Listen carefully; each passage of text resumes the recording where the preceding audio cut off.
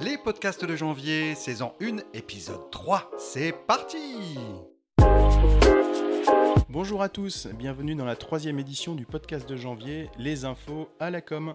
Je suis Benoît Duranel, fondateur et gérant de l'agence, accompagné aujourd'hui par Cédric Baron, directeur conseil. Ils sont nombreux aussi côté technique, vous ne les verrez pas, mais peut-être poseront-ils des questions, alors je vais quand même les citer. Sont avec nous aujourd'hui Pauline, Océane, Samuel et Yann. Alors, nous recevons aujourd'hui Emmanuelle Darras, la directrice de Racine Sud, qui va tout nous dire sur son réseau, ses actualités. Bonjour Emmanuelle. Bonjour. On va aussi vous parler des tendances de l'e-commerce en France et dans le monde, les shorts de YouTube et les prospectus promotionnels. Qu'est-ce que ça devient en 2022 et surtout en 2023, quels sont les projets là-dessus? On verra tout ça. Alors avant de commencer avec toi Emmanuelle, juste une petite anecdote, je ne sais pas si tu te souviens, mais j'ai travaillé pour toi en 2006. À l'époque, c'était le lancement de Racine Sud, si j'ai bien travaillé. Et j'étais salarié d'une attachée de presse indépendante qui s'appelle Sophie Fage, que tu connais toujours, je crois. Et j'ai eu le plaisir, en fait, de te voir te lancer, donc de voir se lancer le réseau Racine Sud en étant aux premières loges, pardon. Donc c'était en 2006. Ça ne nous rajeunit pas. C'est ce que j'allais te dire. Le temps passe, mais que de chemin passé déjà, c'est super. Hein. Que de chemin parcouru, Ouais. c'est vrai. Joli petit projet en 2006, une initiative portée par le département de l'Hérault. Donc pas une idée d'Emmanuelle Darras, une idée d'André Vézinet, le président du département de l'Hérault, qui voulait créer un réseau d'ambassadeurs à l'international et qui m'a gentiment confié ce joli petit projet. C'était il y a 16 ans.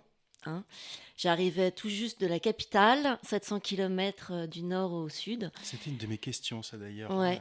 Savoir si tu étais d'ici. Et non, je suis du nord et je me sentais un peu expatriée en arrivant de Paris, dans le sud, où j'habite un petit village qui s'appelle Assas, 1500 habitants. On nous appelle encore les étrangers et on trouve qu'on parle pointu. Et ce qui était drôle, c'est que moi j'ai fait la fac de droit Assas. Donc quand j'ai quitté Paris, j'ai signé d'Arras d'Assas, part sur Assas. Voilà, créer un réseau d'expatriés à l'international. Donc en fait, après, la question que tu vas me poser, c'est est-ce qu'on s'est élargi, on est sorti du département de l'Hérault? Eh bien oui, 3 ans plus tard, on s'est étendu à tout le Languedoc-Roussillon. Et en 2016, fusion des territoires avec Midi-Pyrénées, donc ouverture d'un bureau à Toulouse. Et on couvre aujourd'hui 13 départements, donc deuxième région de France. Et il faut savoir qu'il y a des expatriés du département partout dans le monde, des Albigeois, des Toulousains, très attachés d'ailleurs à leurs racines aujourd'hui, encore plus qu'avant d'ailleurs, parce que l'Occitanie a fait que les gens revendiquent leur attachement à leur département d'origine. Et c'est pour ça même qu'au mois de juin, nous avons ouvert une antenne à Paris. En juin 2022 de cette année, ouais. Okay. Donc je suis remontée à la capitale pour être l'ambassadrice de l'Occitanie à Paris, ce qui est quand même une jolie petite revanche. La boucle est bouclée ? La boucle est bouclée. Bon, et alors Racine Sud, dis-nous un peu plus en fait. Donc c'est des expatriés ici, d'ici, à l'étranger. C'est vrai que finalement il y a beaucoup de possibilités dans Racine Sud. Il y a beaucoup de membres, plus jeunes, moins jeunes. Alors aujourd'hui, c'est une très bonne question. C'est que les expatriés, c'est pas forcément des originaires, pur sang, natifs. D'ailleurs, Cédric n'est pas non plus d'ici, je crois, il est de la Bretagne, il me semble. C'est affectif, d'adoption. Ça peut être des gens qui sont venus étudier dans la région et puis qui ont fait une carrière internationale. Ça peut être des étrangers qui sont venus étudier et qui sont repartis aussi. L'idée, c'est de créer une fibre affective au territoire. Donc, on considère quelqu'un qui est venu faire des études pendant 4 ans, donc 18-22 ans, c'est quand même vraiment une partie de la vie qui marque et qui part après dans son pays. Il est éligible pour entrer dans notre réseau. Quelqu'un qui est venu travailler dans le cadre d'un centre de recherche, 3 ans, 4 ans, 5 ans, et qui repart, est éligible également. Bon, et puis il y a ceux qui sont vraiment nés ici, qui ont étudié ici, qui sont partis dans les programmes Erasmus, qui ont eu la fibre de l'international et qui ça y est, Et en fait, aujourd'hui, Racine Sud, c'est plutôt moyenne d'âge, 40 ans, plutôt cadre supérieur ou entrepreneur. et des gens qui sont partis par ambition professionnelle, par curiosité. Bon, c'est plutôt ça. Et après, on parlera d'un projet qu'on va lancer qui, là, est beaucoup plus jeune, plus style LinkedIn, alors que Racine Sud, c'est une sorte de diaspora occitane à l'international, un club un peu, on fonctionne comme un club, une grande famille, et on se connaît tous les partenariats qu'on crée, on essaie de les rendre agiles, et c'est pour ça que j'adore En Janvier, parce que vous êtes une agence avec qui on n'a pas des liens agence-client, mais plutôt qu'est-ce qu'on va faire ensemble, une dynamique, hein, et ça c'est sympa. Et Racine Sud, oui, on a ça. Donc aujourd'hui, c'est 2000 personnes dans le monde, avec un bureau donc, à Toulouse, un bureau à Montpellier, un bureau à Paris, un bureau à Montréal. Et puis après, on a des chapters. C'est le chapter, hein, dans les grandes écoles. Ils ont tous des chapters, des alumni qui portent l'école à l'étranger. Ben, nous, c'est pareil. On a 15 chapters, donc des responsables de zones géographiques qui sont censés faire le relais de nos actions. Donc au moins une rencontre par trimestre avec nos adhérents. Parce que la difficulté d'un réseau comme le nôtre, c'est de le faire vivre constamment faire des choses, parce que sinon, ça s'éteint. Hein, donc il y a une dynamique à créer, donc avec des actions, des rencontres à l'étranger. On a été très pénalisé quand même par la crise sanitaire, hein, puisqu'on n'a pas pu bouger. Et alors que d'habitude, on fait 4 grandes rencontres à l'international. En 2020 et 2021, on est resté cloué au sol. En 2022, on a réussi à refaire une rencontre à Dubaï dans le cadre de l'exposition universelle. Donc ça, c'était chouette parce qu'on a revu des expats à Dubaï, grosse communauté de Français dans les Émirats arabes unis. Et donc, on était super contents de pouvoir rebouger à nouveau parce qu'on était assez frustrés de faire que des visios, des webinars et des choses comme ça. Et au final, alors la proportion en fait finalement d'adhérents qui sont toujours sur place, toujours en région Occitanie, et ceux qui sont à l'étranger, elle est comment? Nous, on n'a pas d'adhérents sur le territoire. Nous, notre réseau, il est qu'à l'international. Les adhérents qu'on a aujourd'hui sur le territoire, ce sont des chefs d'entreprise qu'on aide à exporter ou à mettre en relation avec des membres de notre réseau pour essayer de commencer à faire du chiffre d'affaires et de prendre des contacts à l'étranger. Et puis, bien sûr, tout notre réseau d'écoles partenaires, puisqu'on a un gros volet où on accompagne les étudiants sur un programme de mobilité internationale. Voilà. Et peut-être, alors si tout le monde est à l'international, est-ce qu'il y a une partie ou une géographique du monde dans laquelle il y a plus d'adhérents? Oui. Amérique du Nord peut-être? Exactement. Ouais. Aujourd'hui, la partie Québec-Canada, déjà, il faut savoir que le Canada est très demandeurs de recrutement parce qu'ils sont en pénurie. On a vu qu'ils voulaient recruter entre guillemets 500 000. Aujourd'hui, ils sont sur une population vieillissante avec beaucoup de départs en retraite et ils manquent de postes. Ils n'ont pas assez de main-d'œuvre. Donc, ils sont énormément preneurs de gens qui viennent s'expatrier chez eux. Et puis, c'est beaucoup demandé par les étudiants. Pourquoi? Parce que c'est francophone. Pas le problème de la langue. C'est vrai qu'il y a une qualité de vie extraordinaire au Québec. Alors malgré la période de froid qu'on supporte ou qu'on supporte pas, il y en a qui supportent pas d'ailleurs, hein, moins 40 degrés pendant 5 mois, pour des sudistes, quelquefois c'est compliqué. C'est compliqué. Mais il y a une super qualité de vie. Et donc oui, on est très bien implanté sur le Canada, mais pas que. L'Asie. Alors maintenant, c'est vrai qu'il y a beaucoup de gens qui ont quitté Shanghai et Hong Kong pour les raisons que vous connaissez tous, liées au confinement et puis à la politique chinoise. Mais c'est encore quand même une zone où on a beaucoup d'expatriés. Et puis après, bien sûr, l'Europe. Hein. Aujourd'hui, nous, on privilégie l'Europe auprès des étudiants parce que les États-Unis, ça reste assez compliqué. Le Japon, c'est aussi encore pas complètement réouvert. Donc, il y a effectivement des zones géographiques plus ou moins réclamées, plus ou moins sexy, entre guillemets, pour les étudiants et pour les chefs d'entreprise. Alors juste par curiosité, est-ce qu'il y a des pays dans lesquels Racine Sud n'est pas et dans lesquels tu te mettrais un challenge pour y arriver en 2023 par exemple? Oui, il y a des pays où on n'est pas très bien implanté comme la Nouvelle-Zélande. Et pourtant, eux aussi, ils sont demandeurs de main-d'œuvre. Le Groenland. Sinon, on est bien implanté en Polynésie, dans les dom-toms. Alors, tu vas me dire, mais dom-tom, c'est la France. Alors, je dis oui, soit, mais quand même, quelqu'un qui part s'implanter à Mayotte ou en Nouvelle-Calédonie, c'est un choc culturel. Hein. Où est-ce qu'on n'est pas très bien implanté? On n'est pas très bien implanté et ça, c'est vrai, un vrai challenge parce que je pense qu'il y a des choses à faire sur tout ce qui est Finlande, Scandinavie, ces pays aussi où il y a Suède, où il y a une super qualité de vie, mais qui restent des pays assez chers au niveau coût de la vie. Donc, c'est pas, on n'est pas très bien présent là. Sinon, on est à peu près partout, hein, franchement. Euh, mais on a beaucoup de choses à conquérir, heureusement, sinon on se lèverait le matin, il n'y aurait pas de compétition, il n'y aurait pas de challenge, ça serait pas drôle. Et est-ce que tu es présente en Transnistrie par hasard? Pardon? En Transnistrie. Alors déjà, je connais pas ce pays. Eh bien, figure-toi que c'est un pays qui n'existe pas, ou enfin qui va finir par exister de façon digitale, se situe au large de l'Espagne et du Portugal, et qui a fait le buzz les derniers temps.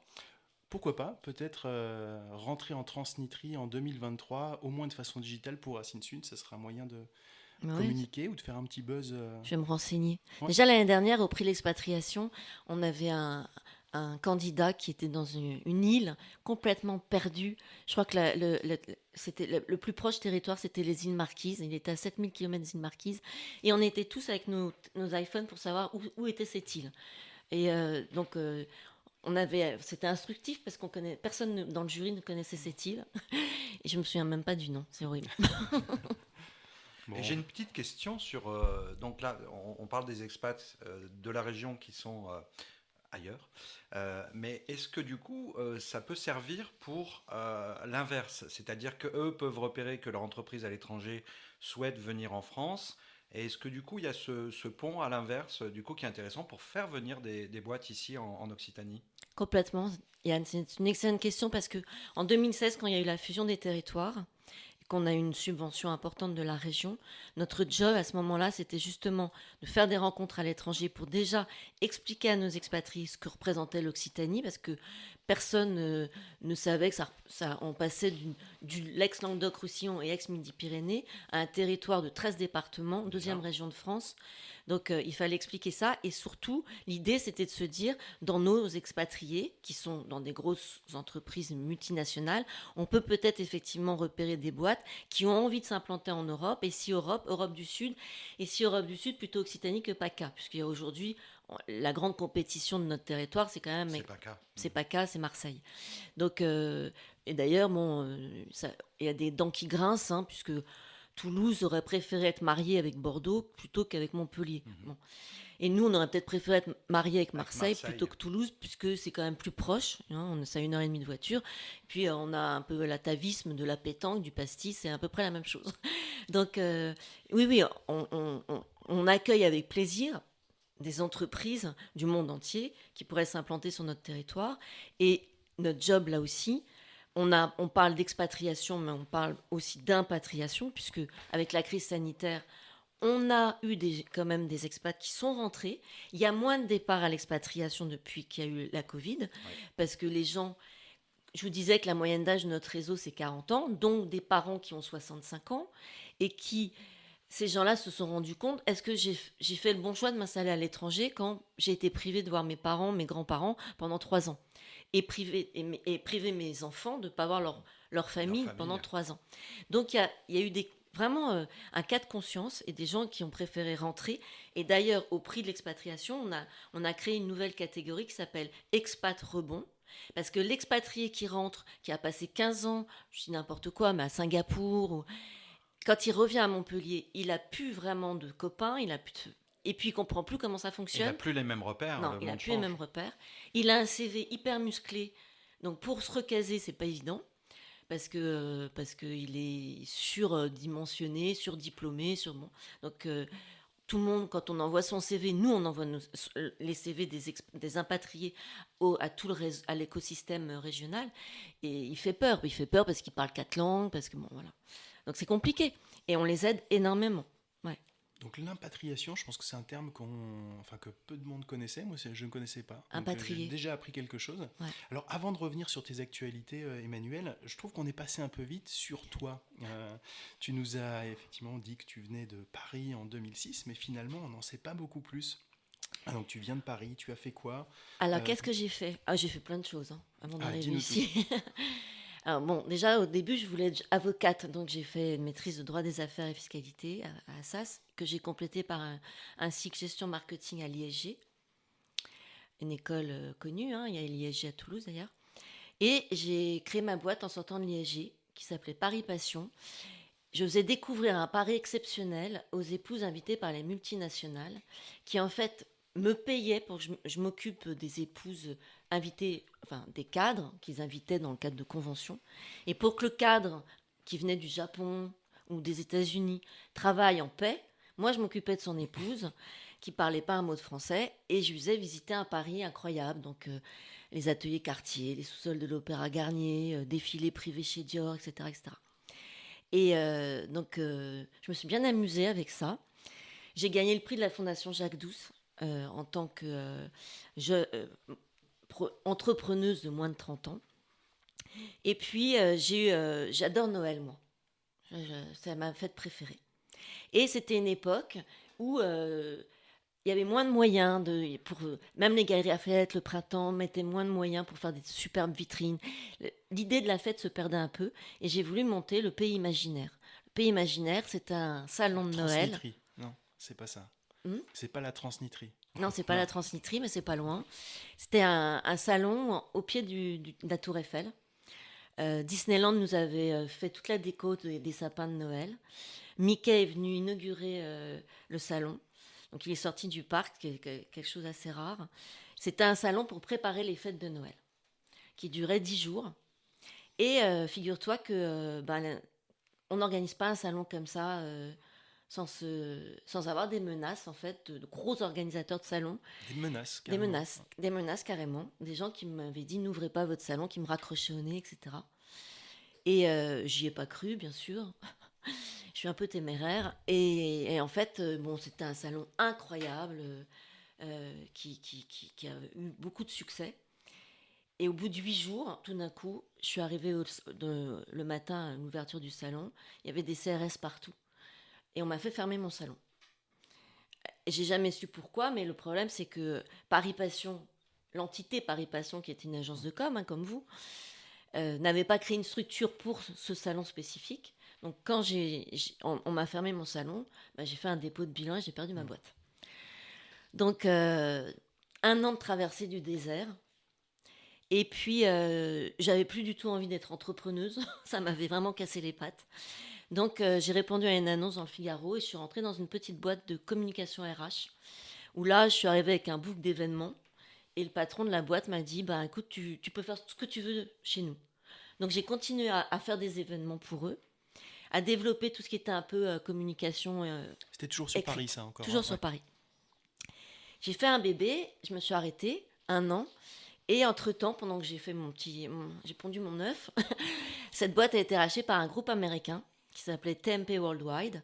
C'était aux États-Unis les propriétaires des Yellow Pages, les pages jaunes comme qu'on avait en France à l'époque, et qui voulaient instaurer la marque Monster.com, le petit dragon vert, donc le site de recrutement RH. C'était vraiment le début, je dirais, de Internet.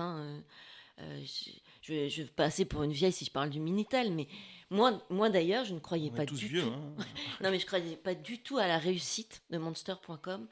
Et donc j'avais tort, puisqu'on connaît le succès de ce job board. Et donc quand je suis rentrée d'une petite agence où il y avait 17 personnes, il y en avait 150, puisqu'ils avaient racheté plein d'agences. Et donc eux aussi, ils avaient fait des bébés, en fait. Ils avaient fait plein de bébés. Ouais. Et je me suis retrouvée account manager, un responsable de grands comptes, et puis après responsable du pôle édition, et in fine, directrice du développement de l'agence. Voilà, et j'ai fini assez malheureuse dans ce groupe parce que on avait perdu notre âme, en fait. C'est une grande famille aussi en janvier. Et moi, j'aime ce côté où on n'a pas besoin de prendre un rendez-vous avec le président de l'agence pour faire un bilan ou lui dire ça va pas. Et là, on était devenu un gros groupe. Et j'avais du mal à retrouver mes repères. Et en fait, j'ai eu le bonheur ou le malheur de gagner le prix de la stratégie de la pub pour le groupe Colas en faisant poser mon petit bébé sur une campagne d'affichage 4x3 en France entière, ce qui m'a valu une jalousie horrible au sein de l'agence. Et puis je suis tombée amoureuse et le garçon dont je suis tombée amoureuse a racheté une boîte dans le sud, ici, hein, à côté de Montpellier. Et pendant 2 ans, il est resté à l'hôtel. Et je voyais que ça, on allait droit dans le mur. Et j'ai négocié mon départ de l'agence et je suis arrivée à Montpellier. Et c'était en 2003. Super. Donc 2003, l'arrivée à Montpellier, 2006, Racine Sud. Il y a eu Voilà. une petite expérience entre les deux ou c'était finalement le temps de t'acclimater Alors oui, le temps de m'acclimater, le temps de faire un bilan de compétences à Pôle emploi, le temps de me dire est-ce que j'ouvre une paillote privée. J'étais très tentée par ouvrir une plage privée qui serait appelée, peut-être pas en parler parce que ça va donner des idées aux autres. Sait-on jamais hein, s'il y a un prochain appel d'offres du littoral? C'était Tagada Beach, la plage où les parents bronzent tranquilles et nous on s'occupe de vos enfants. Un peu l'esprit du club Mickey à la Baule il y a des années. En fait, c'était vraiment l'idée d'avoir plein de jeunes qui ont le BAFA, le truc comme ça, et puis les parents bronzent tranquilles. Nous, on apprend aux enfants à nager, à faire des châteaux de sable. Pas une plage prétentieuse, pas le truc où tu te mets à table, tu es gastronomique, non, pas du tout. Donc j'ai vraiment étudié, mais comme j'avais déjà perdu mon salon de Noël avec la concurrence, je me suis dit peut-être que les plages privées c'est un petit peu, on sait pas trop. J'ai pas envie que ma plage explose au bout de 2 mois, donc me, je me protège maintenant. Donc effectivement j'ai installé toute ma petite famille. Je me suis inscrite dans des associations, j'ai donné des cours de tennis, j'ai fait des choses comme ça, jusqu'au moment où j'ai eu la chance de rencontrer Monsieur Vézinet pour ce projet Racine Sud. Mais c'est un beau parcours déjà. C'est vrai qu'à l'époque, je crois que je te connaissais sous le nom de Emmanuel Darras-Rivaux. Oui. Et maintenant, c'est Emmanuel Darras sur tes réseaux. Oui, mais parce que Rivo, c'est mon nom d'épouse. Parce que je me suis quand même mariée ici. Hein. Quand je suis arrivée ici, j'étais pas mariée.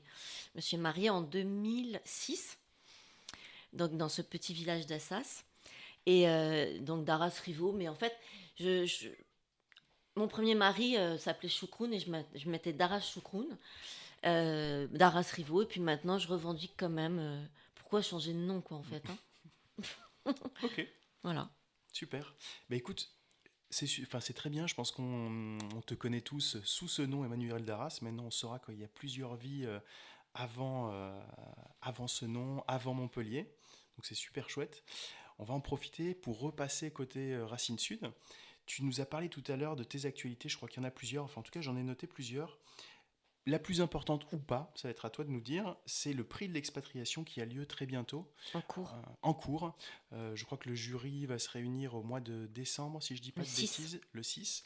Donc, dis-nous-en un peu plus. Qu'est-ce que c'est le prix de Alors, l'expatriation? ouais, c'est un événement qui nous tient vraiment à cœur parce que nous, on connaît nos adhérents. On sait que le numéro 3 de la NASA a fait Polytech Montpellier. On les connaît. Mais sur le territoire, on ne parle pas beaucoup d'eux, en fait. Alors qu'on a des pépites à l'étranger, que ces gens-là sont des super modèles pour les étudiants, de dire oui, on a osé l'international et ça a marché. Allez-y, n'ayez pas peur, risquez-vous. Au pire, de toute façon, ça vous fera une super expérience. Mais voilà. Donc l'idée de ce prix, ça a germé, c'est la 13e édition, hein, donc ça fait 13 ans qu'on organise ça. Au début, on était un tout petit jury avec 7-8 candidats. Puis aujourd'hui, on refuse du monde au jury et on refuse des candidats.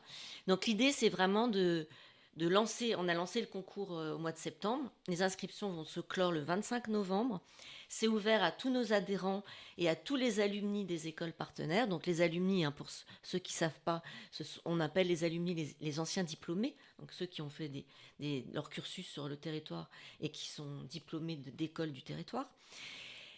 Et en fait, on présente 25 candidats qu'on a sélectionnés et il y a 8 lauréats. Il y a alors un ambassadeur, c'est celui qui fait le plus la promotion du territoire à l'étranger.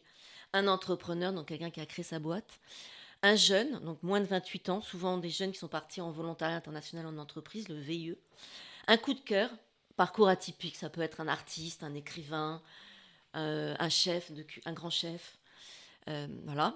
Un prix innovation recherche, parce que comme tu le sais, on a un gros pôle recherche sur Montpellier avec le CIRAD, Agropolis, etc. Prix, comme je n'ai parlé tout à l'heure, expat rebond, donc quelqu'un qui est rentré, qui s'est réinventé. Un prix RSE. Et puis, il y a souvent un combat, il y a souvent 2 mentions spéciales du jury parce qu'on n'arrive pas bien, le jury n'arrive pas à se mettre d'accord. Voilà, donc ça, le jury se tient le 6 septembre. On limite le jury à 25 membres parce que sinon, c'est très très long. Et cette année, ça se passera à l'hôtel de ville l'après-midi. Et le jury, cette année, sera piloté par le maire de Montpellier, Michael Delafosse, qui nous offre le musée Fabre. Donc, le 22 décembre, jolie remise des prix au musée Fabre avec un cocktail après. Et on fait ça, alors bien sûr, proche de la date de Noël, puisque les expats rentrent pour fêter Noël en famille. Donc, en général, quand on est C'est très pas parce proche que du tu aimes 24. Noël, hein, c'est parce Ah, que c'est pratique. oh, je vais peut-être faire un sapin au musée Fabre sur sur la Seine, on ne sait pas. Mais voilà, c'est vraiment une jolie manifestation. C'est un moment de découverte pour les gens, les membres du jury, de voir les parcours de ces gens incroyables dans des secteurs d'activité aussi très différents, hein. L'année dernière, on a récompensé quelqu'un qui travaille à Melbourne dans la recherche, dans une université de Melbourne, et qui se bat pour faire reconnaître les diplômes français en Australie, parce qu'ils ne sont pas reconnus au même niveau que les nôtres. Enfin, il y a toujours des pépites et des belles surprises. Ouais, C'est c'est très super. riche. Alors, c'est peut-être moi qui suis un mauvais élève, mais tu parlais tout à l'heure du numéro 3 de la NASA qui est montpelliérain ou qui a fait ses études à Montpellier. J'en ai pas entendu parler, mais c'est peut-être voilà, que j'ai pas été assez attentif à mes revues de presse, mais je Ouais. trouve ça super Philippe intéressant. Adel, ouais, Ok. voilà, qui travaille sur tout ce qui est drone à la NASA. Les drones qui vont nettoyer les fusées et qui a fait Polytech Montpellier. Polytech beaucoup, ils ont beaucoup d'alumni, le profil d'ingénieurs qui partent à l'étranger. Donc on a souvent des très jolies surprises, mais pas que, hein, MBS, Montpellier Business School aussi, les facultés de droit, il y a on a des très beaux juristes, des très beaux avocats qui réussissent au Brésil, à New York, etc. Donc non, c'est vraiment un prix, c'est une action qui nous tient à cœur et on adore ce moment-là. C'est un joli moment de partage. Alors, une question qui n'a rien à voir, mais c'est ce que tu viens de dire qui m'interpelle. Est-ce qu'il y a finalement beaucoup d'expatriés, qu'ils soient lauréats ou non, hein, finalement peu importe, mais qui reviennent parce que la région Occitanie leur manque, ou finalement on se rend compte que ces expatriés font toute leur vie à l'étranger, reviennent de temps en temps voir leurs parents ou se voir remettre le prix de l'expatriation, mais qu'est-ce qui se passe en général pour un expat? Alors, nous, dans, dans nos profils, à l'heure actuelle, hein, la moyenne d'âge de nos expats s'arrête à 60 ans, c'est-à-dire 60 ans, ils viennent prendre leur retraite dans le sud de la France. Donc ils reviennent. Ouais. Sauf, parce que voilà, c'est pas 100%, sauf ceux qui se sont mariés. Je pense à notre représentant à Tokyo, Robert Verdier, qui est marié avec une japonaise, qui a 2 enfants aujourd'hui, mariés avec des japonaises, avec donc double culture. Et eux, ben, ils vont rester au Japon. Ça, c'est voilà, des cas atypiques où il y a mariage avec des locaux et puis bon, double culture. Mais il faut savoir que les expatriés, ça c'est intéressant, n'investissent pas dans l'immobilier du pays où ils résident. Bon, déjà parce qu'il y a certains pays où tu ne peux pas acheter. Donc ils investissent, ils continuent ils se constituent un patrimoine chez nous à Montpellier ou à Toulouse ou en Lozère, enfin ce que tu veux. Pourquoi? Parce que déjà, quand ils vont être à la retraite, il faut qu'ils aient des revenus, parce qu'il y en a qui n'ont pas le droit à la retraite français. Donc, ils se constituent des patrimoines. Et puis, souvent, ils achètent une maison secondaire pour venir passer l'été ici et après prendre leur retraite. Donc, ensuite, il y a l'horloge biologique. C'est quoi l'horloge biologique? C'est l'expatrié, femme, par exemple, qui arrive à 35, 38, 40 ans, pas marié, pas d'enfant. Bon, et qui n'a pas forcément envie de se marier avec quelqu'un de local, qui se dit, eh ben, c'est peut-être l'heure de rentrer à Montpellier pour faire ma vie. Homme ou femme, hein, d'ailleurs, hein. Et puis après, ce qui a vraiment, je trouve, changé la donne, c'est ce qu'on a vécu là. Le Covid. Ouais, la crise sanitaire qui a privé les gens. Il y en a au Canada, ils sont restés 3 ans sans rentrer. Bon, et là, ces gens-là, c'est compliqué. Moi, je vois mon représentant à Shanghai, hein, qui a 3 enfants en bas âge. Lui, il est rentré parce que professionnellement, il pouvait faire la même activité à Montpellier. Donc, il n'avait pas de problème de ressources financières.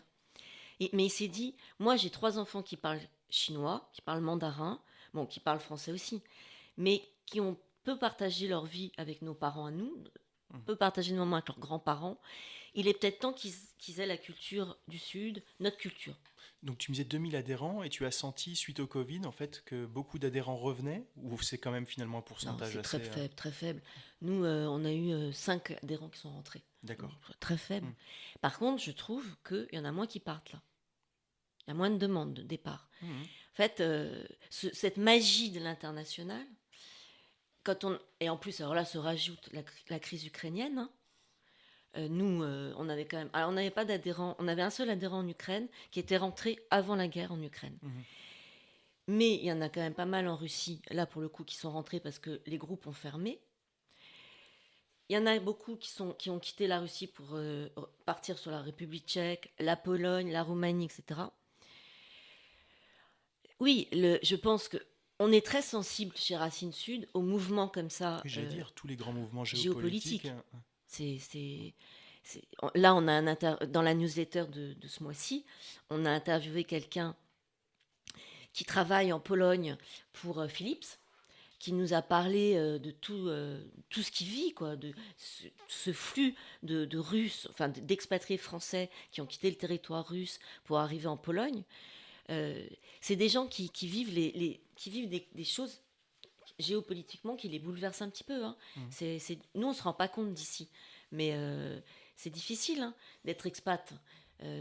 À Hong Kong, il y en a beaucoup. Je pense j'adore Vincent de Saint-Exupéry, arrière-petit-fils de l'écrivain qui a écrit qui a écrit Le Petit Prince, qui est rentré, qui a quitté Hong Kong parce il pouvait plus bosser. Je veux dire, il était dans tout ce qui était gestion de patrimoine pour les Français expats.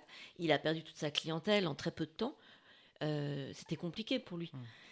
Voilà. Non, nous, on est assez sensible à tous ces conflits, bon. Et oui, ça bouleverse la donne. Alors, pour revenir un peu sur le sujet général aussi, hein, sur lequel on a envie de discuter, est-ce que, à l'aune des actualités récentes, hein, Covid, Ukraine, etc., est-ce que ça a changé ta façon de communiquer, toi, directrice de l'association, vers tes adhérents? Est-ce qu'il y a beaucoup de choses qui ont changé? Est-ce que tu utilises d'autres outils ou d'autres supports que tu utilisais moins avant? Ou finalement, la communication reste assez Euh, personnelle? Nous, on était déjà habitués à faire des visioconférences, des choses comme ça, parce que enfin, Racine Sud n'aurait jamais pu exister sans les ordinateurs, les visios, le web, etc. Le virtuel. Hein.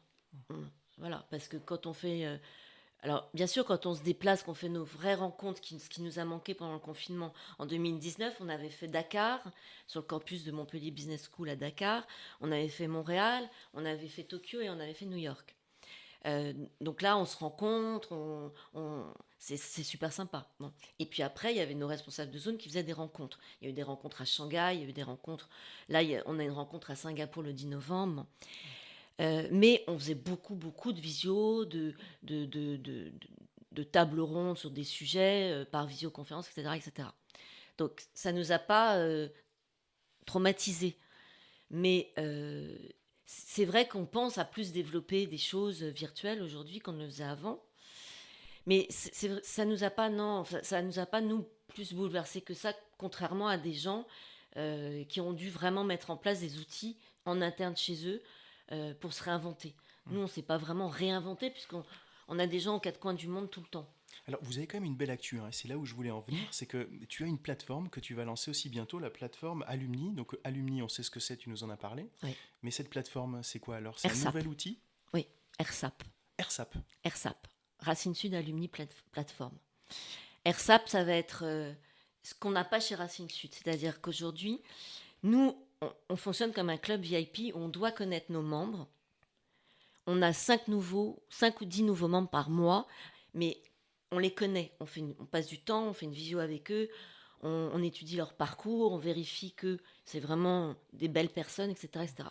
Donc, par exemple, si un étudiant veut adhérer à Racine Sud parce qu'il cherche un stage à l'étranger, je ne valide pas son adhésion parce que j'ai pas envie qu'il pollue ma base de données en envoyant son CV à 2000 personnes dans le monde.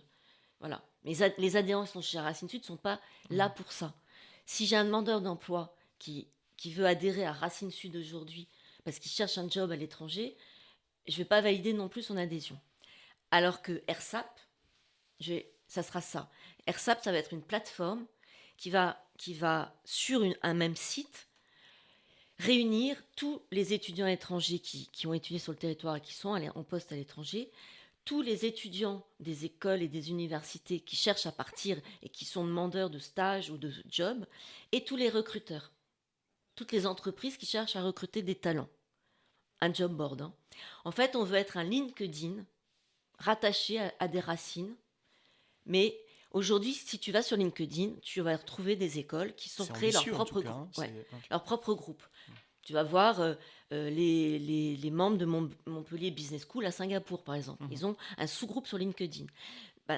AirSAP, ça va être ça. On va présenter l'outil le 24 novembre au département de l'Hérault, qui soutient notre démarche, aux doyens d'université et aux directeurs d'école de l'enseignement supérieur, pour qu'ils se rallient à notre cause, qui ne nous voient pas du tout comme un concurrent de leur propre réseau d'alumni de l'école. Nous, on va être sur le sommet, on va être un booster de cette dynamique d'alumni, en leur disant, comme Racine Sud, les expats rattachés à un territoire, et AirSAP, les alumni rattachés à un territoire. Ok.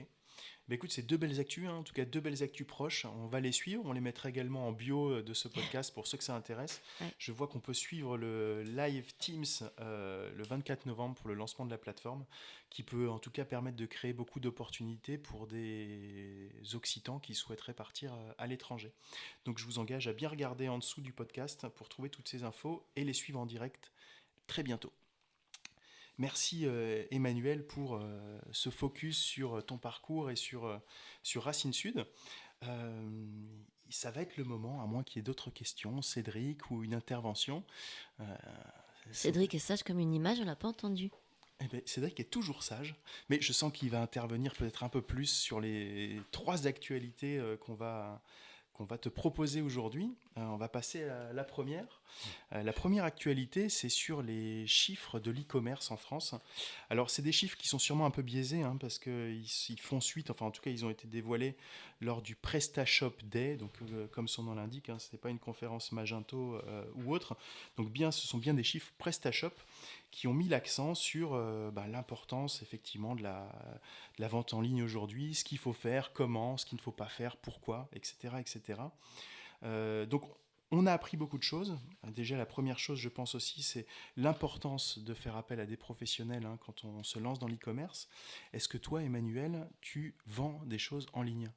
Alors vraiment, là, tu vois, tu n'as pas la bonne candidate en face de toi. Mais au contraire, est-ce que tu achètes si tu ne vends pas peut-être ? Je déteste acheter en ligne. Tu sais pourquoi ? Parce que j'ai un petit gabarit. À chaque fois que je commande des trucs, c'est toujours trop grand.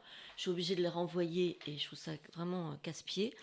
Là, par exemple, tu vois, au PrestaShop Day, on a appris que tu n'es pas la seule. Il y a 30% dans la mode des articles qui sont renvoyés quand on les achète. Donc tu vois, Alors, et en plus, je trouve... Alors, moi, je suis très réseaux sociaux, hein, j'adore hein, ça, LinkedIn, Facebook, Instagram, tout ça, j'adore. Mais quand toutes les pubs que tu vois sur Facebook pour des vêtements qui sont sympas hein, à vue d'œil, pas cher, en général, c'est made in China, c'est du polyester. Quand tu reçois le truc, t'es hyper déçu. C'est pas de qualité et tu dois renvoyer. Et j'ai un fils qui me dit tout le temps, maman, arrête d'acheter des trucs sur... Quand tu vois un truc sur Facebook, c'est fake, arrête ça. Donc, je suis pas une bonne... Maintenant, regarde, quand tout était fermé pendant la crise sanitaire, on était bien content effectivement d'avoir de la vente en ligne pour ne serait-ce de faire nos cadeaux de Noël. Oui. Je reviens sur Noël tout le temps. Mais je suis pas une bonne consommatrice. Je me méfie, toujours. Et puis en plus, là, je suis pas non plus quelqu'un qui fait des concours ou qui cherche à avoir des trucs... Parce que, en fait, tu te rends compte, quand tu réponds à un autre truc, tu es sollicité par plein d'autres trucs derrière. En fait, c'est en cascade. Et après, tu es harcelé. Et ta boîte mail dégorge de sollicitations. Tu es piégé, en fait, c'est un piège. Voilà. Et j'ai horreur je suis assez indépendante. Tu sens ça comme ça. Alors, c'est vrai qu'avant, on disait qu'un site internet était plutôt fait pour...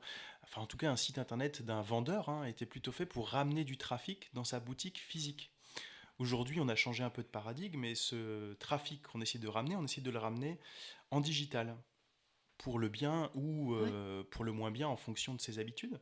Mais c'est des informations qui sont assez intéressantes et qui nous engagent, nous, agences, à proposer en tout cas toujours des prestations un peu plus poussées, un peu plus complexes à nos différents clients. Ok. Cédric, Bah, spécialiste quand même du digital, hein, long oui. parcours dans le digital depuis une vingtaine d'années sur la région. Le e-commerce, c'est vrai que c'est un sujet qui s'est fortement développé depuis le Covid, mais qui existait déjà avant, hein, depuis à peu près une vingtaine d'années déjà, l'arrivée de l'Internet, les premiers sites e-commerce. Et moi, j'ai une approche qui est vraiment très pragmatique, on va dire, face à l'organisation par l'éditeur PrestaShop d'un événement pour prôner un petit peu justement les technologies qui permettent de vendre en ligne ou d'acheter en ligne. On n'a pas d'église en fait, nous à l'agence. La première chose, c'est qu'on est multi-solutions techniques. Le plus important en fait dans ces configurations-là, dans ces projets, c'est pas comment dire, c'est davantage de connaître la façon de vendre, de comment le commerçant va pouvoir se transformer en e-commerçant avec des nouvelles techniques, avec des systèmes automatisés. Ça, c'est la première chose, c'est de bien comprendre son métier pour pouvoir bien le vendre.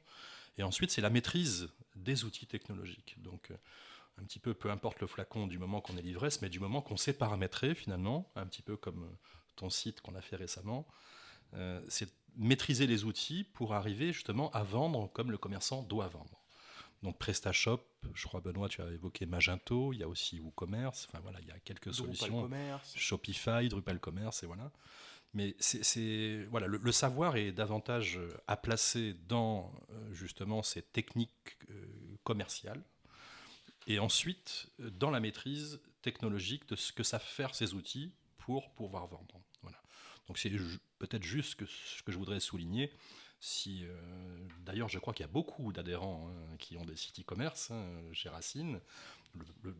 Un des coprésidents d'ailleurs qui vend des produits de nettoyage de parquet d'extérieur. Pas des produits de nettoyage, ils vendent carrément du bambou, des parquets en bois exotique. Ouais. Il est aujourd'hui le premier fournisseur de Leroy Merlin en parquet, encadrage de piscine, terrasse, etc. Et du bois qui va d'ailleurs sourcer au Brésil et en Afrique, en République du Congo. Il y a quelques e-commerçants que j'ai pu identifier donc, dans le réseau.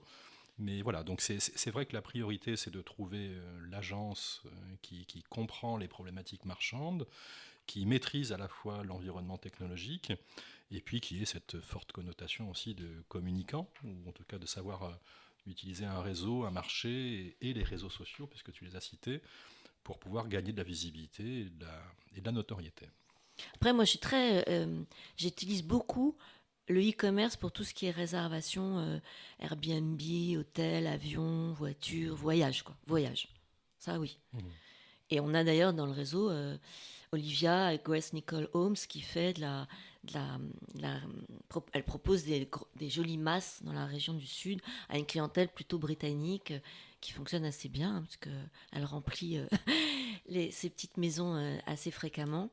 Mais quand je parlais du e-commerce, c'était plutôt sur la partie accessoires de mode, plutôt couture, prêt-à-porter. Voilà. Mais après, je suis une bonne consommatrice de tout ce qui est voyage. Et Tu ça n'es pas dans une grotte à refuser non, tout mais achat. non, quand même. Ça craint si je dis ça. Mais moi, j'aime le contact. J'aime le contact humain. Alors moi, j'aime bien aller dans les magasins. J'aime bien toucher. J'aime bien aller toucher du cachemire. J'aime bien la matière, c'est important, et le contact humain, c'est important. Et on peut pas passer sa vie derrière son ordinateur. D'ailleurs, je pense qu'on va tous finir aveugles, donc c'est dommage, quoi. Alors, Ça, c'est mon côté parisienne. Vous m'offrez tous les deux une transition intéressante. J'avais lu enfin voilà, par rapport à ce qui s'est passé sur ce PrestaShop Day, en fait, des conseils pour internationaliser sa marque, hein, entre guillemets, donc pour vendre un petit peu mieux sur Internet. Donc, ce que tu disais, Cédric, c'est qu'il y a des adhérents Racine Sud, donc ils seront peut-être intéressés par tout ça. Il y a des bonnes pratiques à mettre en place. Alors, je vais vous les citer, hein, elles sont rapides, mais ça nous permettra de faire un point très pratico-pratique là-dessus. Donc, il faut évidemment adapter les moyens de paiement à la culture locale quand vous vendez en ligne. Pas forcément en dollars, mais essayer enfin, dollars, euros, en fonction, en tout cas, faire l'effort d'eux. Adapter ses présentations produits aux spécificités culturelles. En Allemagne, par exemple, ils renvoient très facilement vos produits. Bon, on vient d'apprendre qu'Emmanuel Darras aussi. Mais voilà, ils prennent plusieurs tailles aussi qui renvoient, donc il faut être très précis dans ce qu'on vend et comment. Utiliser une URL locale, donc ça c'est un petit peu plus technique, c'est toujours intéressant quand on vend en Allemagne d'avoir une URL .de plutôt qu'un .fr ou... Non, .com ce serait une mauvaise idée, mais bref, faire toujours très attention. Faire un gros boulot de traduction, éviter les traductions un peu pourries qu'on a l'habitude de voir, ce qui donne vraiment pas confiance dans le broker, enfin dans le vendeur en ligne, etc., etc., et s'adapter de façon beaucoup plus générale à la culture locale, notamment en termes d'UX, UI. On ne vend pas les mêmes services à un Européen, à quelqu'un qui vit en Amérique du Sud ou en Asie. On n'est pas attiré par les mêmes codes couleurs, les mêmes codes graphiques, donc c'est important de le savoir. Donc c'est super intéressant, tout ce qu'il y a autour de la vente de produits en ligne, c'est du web, enfin c'est du marketing, du web marketing. Ça peut être très brut ou ça peut être un peu agressif, hein, comme tu le sens, mais il y a une vraie technique derrière et ce qu'on peut en déduire, hein, c'est ce que je vous disais peut-être au départ, c'est que le plus important quand vous voulez vous lancer, que ce soit pour vendre à l'international ou même sur un site marchand local, c'est de vous entourer de bons pros parce que c'est très compliqué, il y a énormément de codes à maîtriser. Et Benoît, tu as dit quelque chose de très intéressant sur lequel nous, Racine Sud, on peut apporter une valeur ajoutée, c'est l'interculturalité. Moi, je ne comprends pas aujourd'hui, que ce soit des jeunes ou des moins jeunes, quand ils partent à l'étranger, qui ne se préparent pas à la culture du pays. Et c'est pour ça qu'il y a des chefs d'entreprise qui se plantent merveilleusement à l'international, parce qu'ils ne connaissent pas les codes et les usages. Et sur le e-commerce, notamment en haute couture, euh, on parlait du marché, on peut parler du marché américain. Il y a quand même des marques qui se sont plantées parce que nous, on a des mannequins faméliques et qu'aux États-Unis, le gros marché, c'est quand même des femmes qui sont plutôt en surpoids.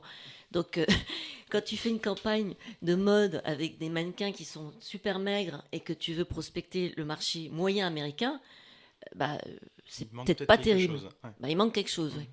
Et moi, je suis très, très... Mais même avec le Québec, par exemple, faut savoir que c'est pas parce que ils nous adorent, les Québécois, ils adorent la France. D'ailleurs, sur les plaques d'immatriculation, il y a marqué revient. Mais c'est pas du tout les mêmes codes. Si tu vas au Québec et que tu arrives avec 5 minutes de retard, c'est un affront. C'est mal élevé. Il y a plein de codes comme ça.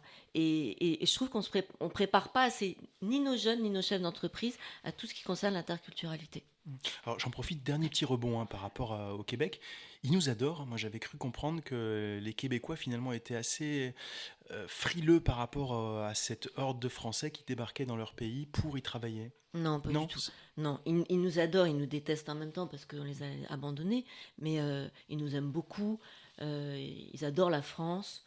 Il y a un capital sympathie très important, mais il faut pas y aller non plus avec notre insolence, quoi, et notre... On est un peu insolents, les Français, à l'étranger. On a cette image parce que on a un patrimoine, une histoire. On arrive toujours avec cette prétention et ça nous aide pas du tout. Est-ce qu'on arrive avec cette prétention ou est-ce que les gens pensent qu'on arrive avec cette prétention ? Non, on arrive avec... Le français est assez prétentieux à l'étranger. Parce qu'on a la gastronomie, on a les châteaux, on a ce patrimoine culturel. Évidemment. Voilà. Oui, je vois que tu es d'accord. mais tu peux pas bien te fondre et t'adapter à un pays si tu arrives avec cette prétention. Moi, quand je suis arrivée ici de Paris, j'ai appris à faire vraiment profil bas.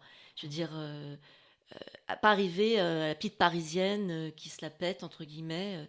Non, j'ai dit, j'ai besoin d'aide, j'ai besoin qu'on m'aide, aimez-moi et ouvrez-moi les portes et faites-moi comprendre votre région.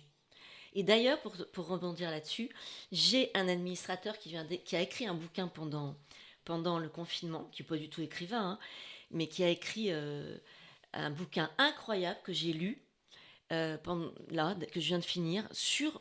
Lui, il est petit-fils, arrière-petit-fils de médecins qui ont fait la fac de médecine qui a fêté ses 800 ans cette année.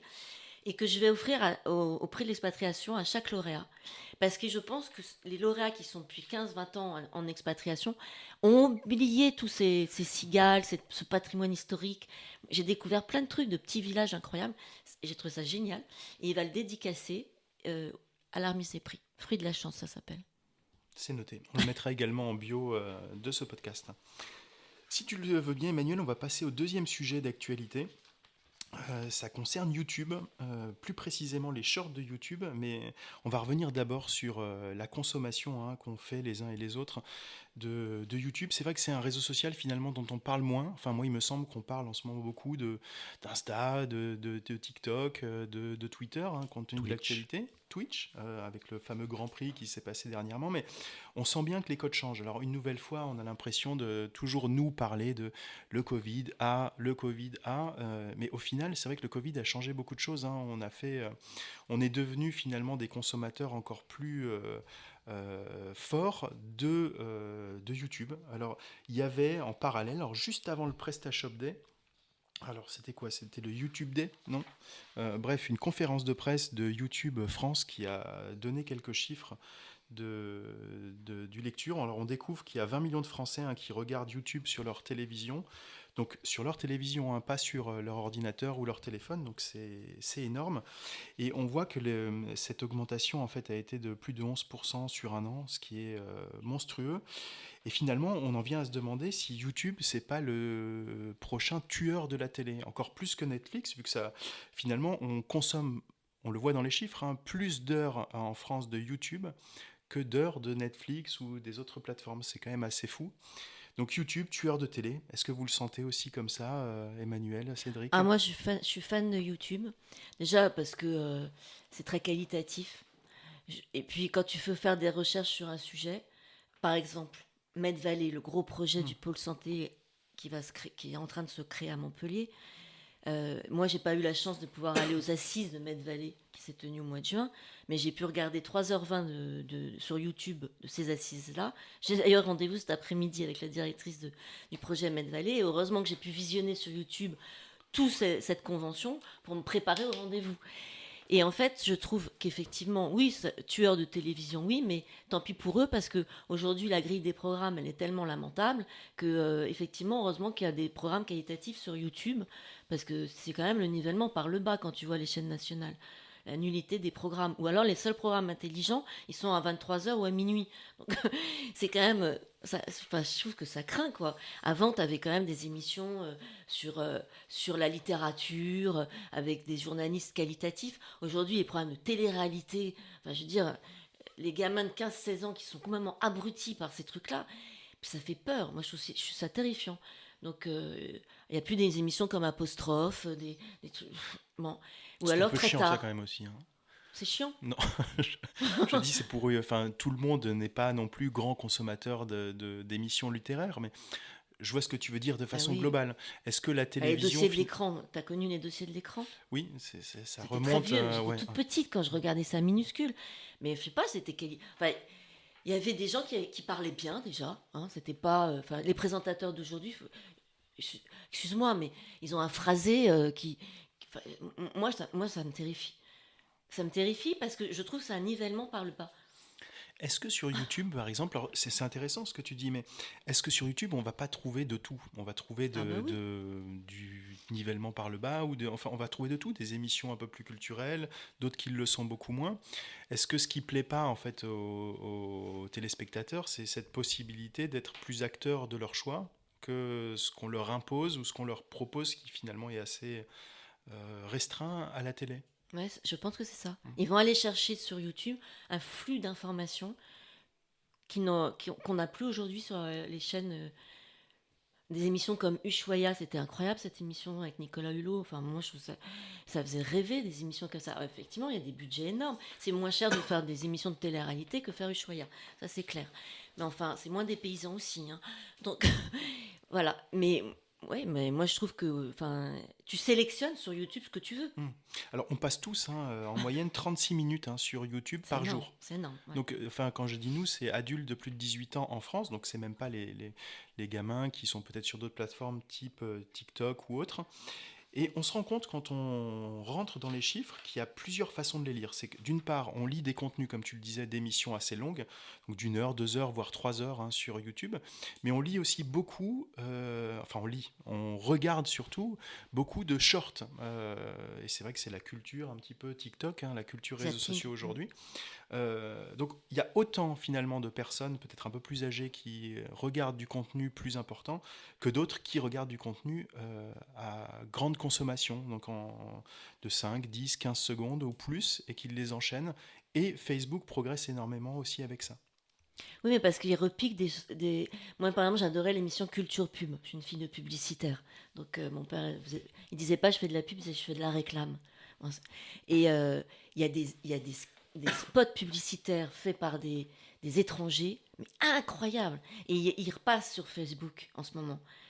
Des spots, mais magnifiques, hein. Notamment, il y en a un, je l'ai visionné il n'y a pas longtemps sur l'Alzheimer en Asie, où tu suis un prof qui se fait virer de son école parce qu'en fait, il y a sa mère qui assiste à ses cours parce qu'elle a Alzheimer.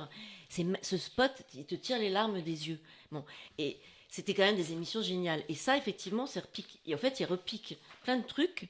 Je sais pas si vous les avez vus sur Facebook. Moi, je trouve ça top. Il y a un public incroyable, hein, parce que c'est visionné par aussi des jeunes, hein. Il y a pas que des gens comme moi qui regardent ça, hein. C'est un exemple parmi d'autres, hein, mais Il y a effectivement un avis très tranché dans la consommation, on va dire, de la vidéo sur YouTube. Le premier, pour ma part, c'est celui de la sélection. C'est-à-dire, je vais chercher l'information que je sais que je vais probablement trouver à 99%.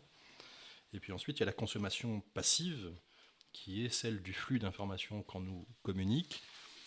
Qu'on soit connecté et identifié donc avec notre profil ou non, on reçoit beaucoup d'informations qui, pour moi, nous polluent. Et pour revenir sur les propos d'un certain directeur de chaîne d'antenne qui parlait du temps de cerveau disponible, qui pour moi voilà, est voilà, c'est de l'irritation en fait. C'est la plupart du temps quand je consulte mes posts Facebook ou les échanges que j'ai sur Facebook et sur YouTube, voilà, j'ai ce temps finalement, je me dis mais qu'est-ce que je fais là à l'opposé de comment dire, de l'utilité vraiment de la recherche d'informations et de trouver quelque chose qui va m'aider. Donc à la fois que ce soit pour le bricolage, pour la restauration, pour les recettes de cuisine, pour trouver même de la musique qu'on ne trouverait pas aussi sur des chaînes musicales. Là, la chaîne YouTube, finalement, par son volume, on va dire, quantitatif, on doit aussi, finalement, mélanger, faire le tri dans ce qui est qualitatif. Voilà. Donc c'est vraiment un avis très tranché, à la fois sur l'utilité, puisque c'est source d'informations très, très intéressantes, et en même temps sur la pollution et presque nuisible, effectivement, pour le cerveau de nos jeunes. ouais. Bah, et après, tu fais ton choix et puis c'est à toi aussi d'être vigilant. Moi, ce que je regrette aujourd'hui, tu vois, je suis une grande, je lis beaucoup. Et quand je te dis je lis beaucoup, je lis un livre par semaine. J'adore la lecture et ce qui permet aussi, quand tu lis beaucoup, de savoir écrire. Bon, aujourd'hui, tu te rends compte qu'avec effectivement ce que tu viens de dire, le temps que les jeunes passent sur tous ces écrans, ces réseaux sociaux, ces YouTube, etc., ils lisent plus, hein. Les jeunes ne lisent plus. Et d'ailleurs, ils n'écrivent plus. Ils ne savent plus écrire. Donc, après, je pense que c'est comme tout. Je veux dire, boire beaucoup, c'est nul. Apprécier un bon vin, c'est super. T'abrutir sur les écrans, c'est nul. En fait, chacun doit se mesurer. Je pense que c'est la démesure qui est nuisible. C'est Tu aussi, sais te mesurer. c'est aussi plus sur le spectre d'attention, c'est-à-dire que avant, enfin, je parle des très jeunes, ils n'avaient pas trop de difficultés à regarder un film entre 10 et les ados, on va dire. Puis il y a eu les séries. Et là, le spectre d'attention est passé d'une heure à 25 minutes, la durée des séries. Et maintenant, on est plus sur de la vidéo très très courte. Donc je ne veux pas faire non plus une idée reçue de boomer, mais c'est vrai que ils enquillent des dizaines de vidéos qui vont durer entre 20 secondes et 1 minute. Mais du coup, je vois ça avec ma fille de 14 ans, c'est compliqué pour qu'elle reste attentive sur une série, même un peu courte. Donc, je me demande ce que ça va donner à l'écran et si on n'est pas en train de leur fabriquer une sorte de carcan dans l'esprit où toute l'information, elle doit absolument venir en 30 secondes et après, il n'y a plus personne pour écouter. Donc ça, c'est des questions qu'on se pose. Voilà. Ce que tu Désolé, dis je va fous dans le l'ambiance sens, en hein. l'air là. Non, ça va dans le sens de ce que dit la responsable marketing de YouTube d'ailleurs, en disant que YouTube, finalement, c'est la seule plateforme où aujourd'hui tu peux créer un contenu de 15 secondes, 15 minutes ou 15 heures. Finalement, le choix t'est laissé, ce qui n'est pas le cas dans d'autres formats type Twitter ou autre, où là, on est vraiment là pour consommer du 15 secondes en continu. Mais Yann a raison, c'est qu'aujourd'hui, c'est pas que les jeunes, hein, d'ailleurs. Si tu regardes, quand tu vas, moi je suis allée par Les exemple boomers aussi. non mais oui, Ouais, je suis c'est allée à vrai, la c'est rencontre vrai. du barreau, la rencontre la rentrée du barreau économique. Et en fait, tu te rends compte dans l'amphi qu'au bout d'une heure, ça commence à papoter. C'est dingue. C'est- Mais nous, enfin, moi, je sais pas, quand j'étais en fac de droit, et je peux te dire que les cours magistraux, on avait 8 heures de cours magistraux, mais tu papotais pas, t'écoutais. Et Concentré. ben là, mais même aujourd'hui, et le public, je te parle de ça, le public C'était là, une la chef moyenne d'âge, d'entreprise, c'était hein. 50 ans, hein. Ouais. Et ben, au bout d'une heure, tu te rends compte que la concentration s'est terminée, les gens commencent à papoter avec son voisin, et que les gens qui menaient, enfin, les maîtres de cérémonie étaient obligés de nous ramener à l'ordre. Maintenant, taisez-vous. Il était obligé de nous ramener à l'ordre. Et donc, ça veut bien dire que c'est pas que les jeunes, hein, c'est aussi, comme tu dis, les boomers. Il y a un manque d'attention au bout d'une heure. Voilà. Ce qu'on disait tout à l'heure, c'est ce temps de cerveau disponible dont parlait Cédric. C'est vrai que ça a des conséquences sur la présence notamment des marques de façon publicitaire sur les réseaux. Donc ça dit beaucoup de choses, que finalement les investissements publicitaires des marques finalement partent des outils traditionnels ou des supports traditionnels type télé pour arriver sur des plateformes comme YouTube, Netflix, TikTok, etc., etc. Nous, aujourd'hui, c'est quelque chose qu'on conseille plus, qu'on met beaucoup plus en place pour nos clients, déjà pour des raisons de coût et de suivi statistique de ces campagnes, mais aussi parce que c'est là que sont aujourd'hui les consommateurs avec ou sans temps de cerveau disponible. Et on le voit, les pubs aussi sont plus courtes. Aujourd'hui, d'ailleurs, ça marque un changement chez Netflix, qui a un nouvel abonnement qui va sortir, qui contient de la pub, et qui, du coup, en contrepartie, est assez low cost, à 5 ou 6 euros, je crois. C'est lancé aujourd'hui à 17h. Mais voilà, il va y avoir de la pub sur Netflix. Et toutes les pubs qu'on voit sur YouTube, quand vous regardez, c'est souvent du format 5-10 secondes avant. Comme si la pub, dans son format classique, traditionnel, royal de 30 secondes, nécessitait presque trop d'attention aujourd'hui pour être considérée. Donc même la pub se réduit. J'ai un film auquel je reviens très très souvent parce que la société dans laquelle on vit me fait de plus en plus penser à un film qui s'appelle Idiocratie. On mettra dans les notes de l'émission, mais je vous conseille ce film. Et vous allez voir qu'il y a 15 ans c'était de la science-fiction très drôle. Aujourd'hui, ça ressemble bizarrement à une certaine réalité. Alors tu parlais tout à l'heure, Emmanuel, de ta passion pour la lecture. Ça va nous permettre de passer au dernier sujet du jour, en fait, sur le papier aujourd'hui, en fait, comment il est utilisé, notamment pour la publicité qu'on reçoit encore tous, hein, malgré nos stop pubs ou autres, sur nos deux boîtes aux lettres. Mais toi, par exemple, est-ce que tu reçois encore de la publicité? Si tu la reçois, est-ce que tu la lis? Tu vas sûrement apprendre beaucoup de choses, en fait, des statistiques que je vais te donner juste après. Bien sûr, je suis envahie dans ma boîte aux lettres de publicité, surtout pour des enseignes du bricolage ou de la grande distribution, hein, c'est principalement ça. Euh, Ça va directement en général à la poubelle. Euh, Par contre, moi je suis très attachée, oui, au papier. Alors, j'irai jamais lire un bouquin sur un iPad. Je suis attachée au papier. Je garde d'ailleurs tous mes livres, je les partage avec des amis. Je suis abonnée à. Je suis une fan de décoration, donc je suis abonnée à Elle Déco et à La Table. C'est un plaisir le week-end de feuilleter un magazine de déco. Maintenant, les prospectus pour la dinde de Noël, Intersport, je suis pas fan. Je trouve que on, abattre des arbres en Amazonie pour faire tout ça, voilà, je trouve pas ça va dans le sens de la planète. Ça, c'est mon coup de gueule un petit peu. On va en parler tout à l'heure, parce que peut-être que l'image d'Épinal qu'on a sur le papier qui serait anti-développement durable, est-ce que c'est si vrai que ça finalement? Je sais pas. Alors, je suis pas une professionnelle. Maintenant, je pense que, enfin, nous chez Racine Sud, on a une plaquette qui nous présente. Quand on participe à des salons, que ce soit des salons d'étudiants où on donne des cartes de visite, on n'a pas une carte électronique. Je- Au Japon, tu es obligé de donner une carte de visite, tu vas pas scanner ton. Enfin, il y a quand même des protocoles à respecter. Euh, donc une plaquette corporate, un rapport annuel d'une boîte.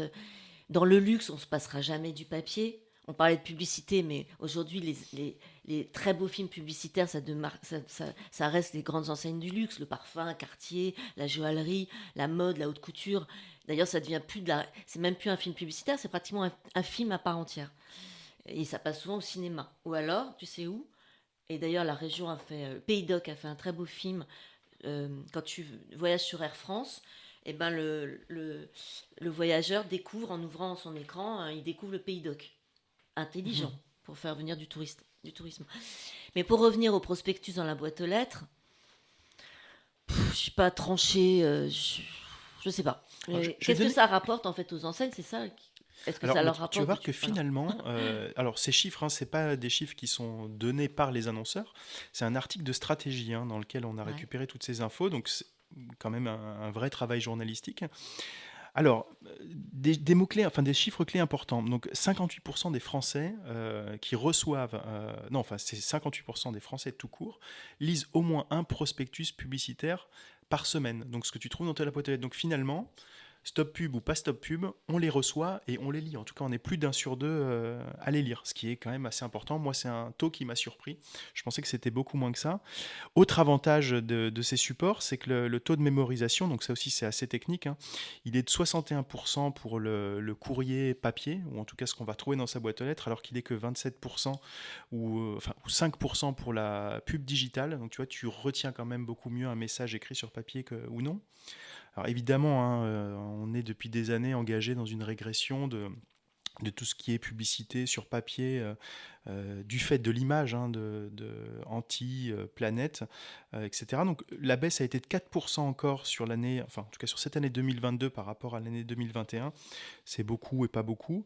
Quand même une grosse baisse par rapport à 2019, donc là de plus de 20%. Là aussi le Covid est passé par là. Mais voilà, les Français, finalement, hein, par rapport au prospectus, hein, il y a quand même des choses qui montrent qu'il peut avoir le vent en poupe en cette fin d'année.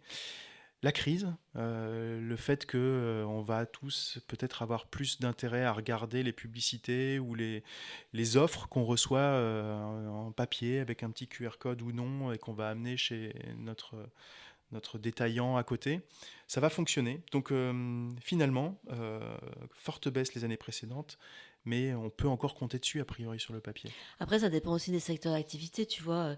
Moi, je regrette de plus avoir dans ma boîte aux lettres, par exemple, le catalogue du Club Méditerranée. Parce que ça te faisait rêver.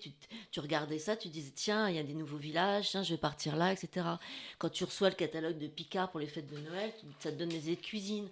Quand tu reçois le catalogue de jouets, tu te mets avec ton enfant à côté sur le canapé pour faire la liste de Noël.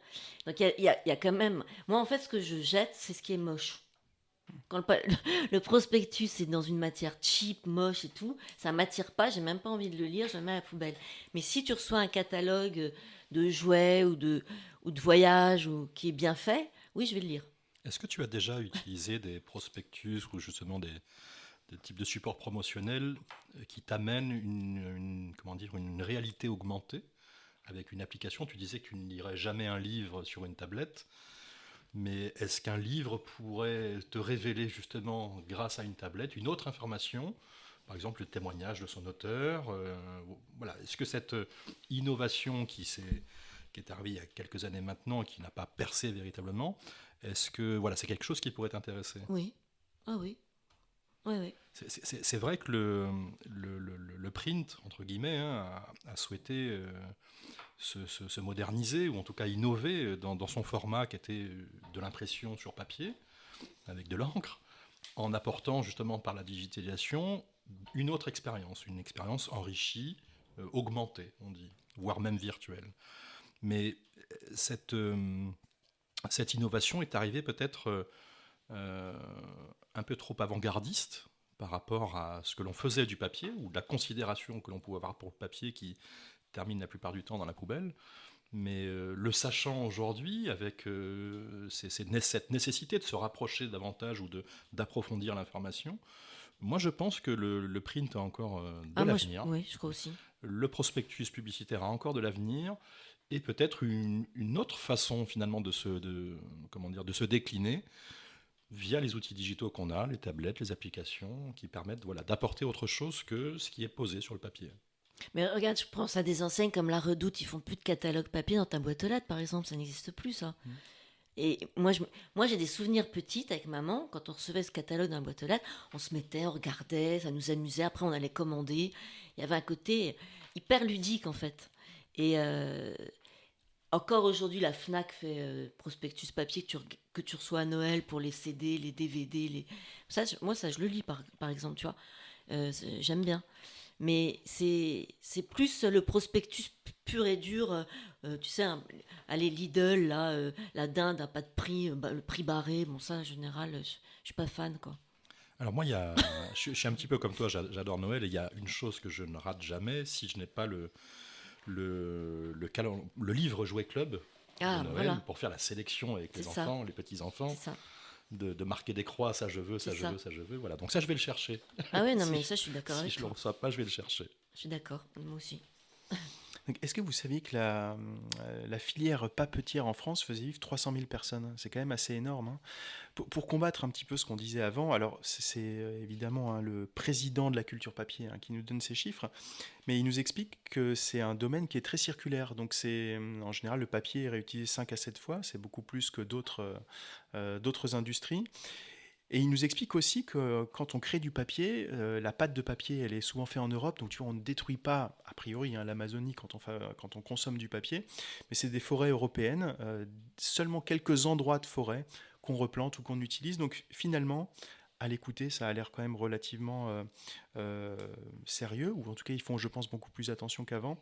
C'est à noter aussi parce que c'est important, l'image reste, donc autant que le discours derrière soit au niveau. Ah oui, je suis d'accord avec toi. Mais regarde le plaisir qu'on a à aller, je sais pas si on partage le même plaisir, mais moi quand je vais chez Soramp, c'est que je suis dans les allées à regarder les livres, les bandes dessinées, etc.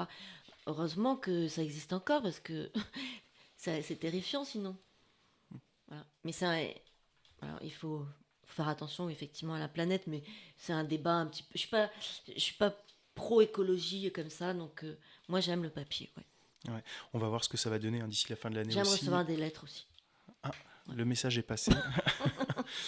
Alors, le papier risque d'augmenter, hein, aussi d'ici la fin de l'année. C'est une des denrées qui augmente le plus, hein, avec tout ce qui se passe sur la scène géopolitique. Donc, on verra si malgré cette inflation, il continue à progresser l'année prochaine. Il y a une expérimentation en ce moment qui est assez intéressante. Je vous parlais du stop pub tout à l'heure, le fait que tu vois, on ait ces petits autocollants les uns et les autres sur nos boîtes aux lettres. Bientôt, enfin en tout cas, on expérimente le oui pub. Donc finalement, on partira du principe que si on n'a pas ce oui pub sur cette boîte aux lettres, c'est qu'on refuse la publicité. Donc voilà, est-ce que ça va avoir un impact? Sûrement, mais c'est en train d'être expérimenté par l'ADEME notamment, et on va voir ce que ça donnera l'an prochain. Donc peut-être que si vous avez envie de continuer à recevoir des Il faut prospectus qu'on ou autres, mette oui il faudra le dire. Ouais. D'accord. Juste une petite question au passage par rapport à ce que tu disais au niveau des brochures que tu recevais comme la Redoute, etc. Est-ce que, pour une équivalence dans le digital, est-ce que tu es réceptive à tout ce qui est newsletter par exemple? Est-ce que tu es abonné à des newsletters? Est-ce que tu les lis? Je suis abonnée à des newsletters, oui, mais je les lis en transversal, hein, rapide, parce on en reçoit beaucoup quand même, hein. Ok. Donc, c'est... C'est-à-dire des newsletters auxquels tu as fait la démarche de t'abonner volontairement parce que tu as vraiment envie de lire le contenu. Est-ce qu'il y en a ou... Oui. Normalement, c'est Ok. toutes les Mais newsletters, hein, que je tu, citerai pas tu- lesquels parce que tu es censé être c'est abonné. secret. Non, mais hein. des fois, Je ne citerai pas lesquels, mais Ouais. oui, je me suis abonnée à des newsletters spécifiques par rapport à des passions que j'ai. Ok. Mais il y en a, après, tu reçois des newsletters auxquels tu n'es pas forcément sensible. Là, je me désabonne, hein, Ok. quand je me sens un peu envahie. Ouais. Finalement, ça revient à ce qu'on disait tout à l'heure, hein, un meilleur taux de mémorisation, hein, pour un prospectus papier qu'une newsletter digitale, hein, de façon globale. Mais après, je pense à par exemple des boîtes comme American Express qui font une très belle revue pour les cartes noires, black, je sais pas quoi, là, Infinite. Ils font une très belle revue où vraiment tu rêves. Tu as une carte plaque Non, Infinite? pas moi, pas moi, mais mon mari. Moi non, moi je suis trop pauvre. Mais tu vois, moi je lis cette revue, lui il la lit pas. Et je lui dis mais si c'est bien fait. Puis moi c'était un peu mon métier quand j'étais en agence de faire des belles revues. Un livret d'accueil. Nous on faisait le livret d'accueil du Géo, du Club Méditerranée. Mais c'est des outils incontournables, hein. Ça existe toujours. Un nouveau Géo, on lui remet un livret d'accueil, papier. Donc non, moi je suis sensible à ça, très sensible. Moi je suis pour le papier. Ok. Je pense qu'on aura l'occasion d'y revenir, hein. Le sujet est tellement large. Oui, Il très y avait large. aussi des sujets liés à l'affichage, etc., etc. Je pense qu'on est arrivé au bout aujourd'hui de ce 3e podcast. Merci beaucoup, Merci à vous. Emmanuel. Je pense qu'on a tous beaucoup appris, hein, sur ton association et sur toi. Donc c'était très chouette. Moi, je te connais mieux aussi, donc je suis très content qu'on ait passé ce moment ensemble. Merci à tous pour votre écoute. Vous retrouverez en bio en dessous Dans les notes de l'émission. Tout à fait, merci Yann. Toutes les informations qu'on a traitées aujourd'hui, les liens vers les articles, etc., vers les actualités de Racine Sud et notamment vers les infos sur le prix de l'expatriation et le lancement de la plateforme Alumni. On vous donne tous rendez-vous dans 15 jours pour la 4e édition des podcasts de janvier. Les infos à la com. Merci à tous. Au revoir. Merci, au revoir.